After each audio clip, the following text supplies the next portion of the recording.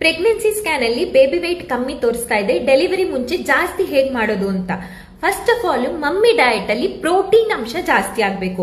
Animal based ಅಥವಾ plant based. ನಿಮ್ಮ protein powder 2 table spoons morning night correct ಆಗಿ ತಗೊಳ್ಳಿ. ಇದ್ರಲ್ಲಿ ಪಿಕಪ್ ಆಗ್ಲಿಲ್ಲ ಅಂದ್ರೆ ಅಮೈನೋ ಆಸಿಡ್ ಇದ್ದೇ ಸ್ಯಾಶಿಗಳು ಬರುತ್ತೆ. ಅದನ್ನ ದಿನಕ್ಕೆ 1 ಸತಿ ಅಥವಾ 2 ಸತಿ ತಗೋಬಹುದು. ಅಡಿಕ್ವೇಟ್ ವಾಟರ್ ಇಂಟೇಕ್ ಅಂದ್ರೆ 2.5 to 3 litres of water correct ಆಗಿ ತಗೋಬೇಕು. ಬ್ಯಾಕ್ ಮೇಲೆ ಮಲ್ಗೋ ಹಾಗಿಲ್ಲ. ಬೇಬಿಗೆ ಬ್ಲಡ್ ಕಮ್ಮಿ ಆಗುತ್ತೆ. ಲೆಫ್ಟ್ ಅಥವಾ right side, preferably left side turn ಮಾಡಿ ಮಲ್ಕೋಬೇಕು.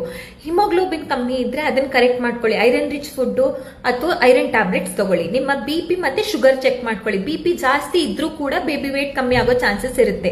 ಒಂದ್ಸತಿ ನಿಮ್ಮ ಡಾಕ್ಟರ್ ಮೀಟ್ ಮಾಡಿ. ಅವ್ರು ನಿಮ್ಮ ಬೇಬಿ ಸುತ್ತ ಫ್ಲೂಯಿಡ್ ಅಂದ್ರೆ AFI ಎಷ್ಟಿದೆ, ಬೇಬಿಗೆ ಕರೆಕ್ಟ್ ಬ್ಲಡ್ ಸಪ್ಲೈ ಅಂದ್ರೆ ಡಾಪ್ಲರ್ ಕರೆಕ್ಟ್ ಆಗಿ ಹೋಗ್ತಾ ಇದೆಯಾ ಅಂತ ನೋಡ್ತಾರೆ. ಇದೆರಡೂ ನಾರ್ಮಲ್ ಇತ್ತು ಅಂದ್ರೆ ಏನು ಟೆನ್ಷನ್ ಮಾಡ್ಕೊಳ್ಳೋಗತ್ತೆ ಇಲ್ಲ.